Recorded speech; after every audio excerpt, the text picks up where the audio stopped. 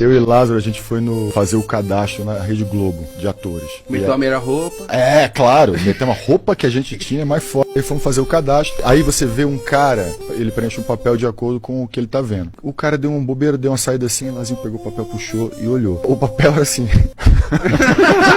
Os atores eram classificados assim. Categoria estrelar, protagonista, coadjuvante cômico. Coadjuvante cômico é o porteiro que abre a porta e fala: "Cê é louco!"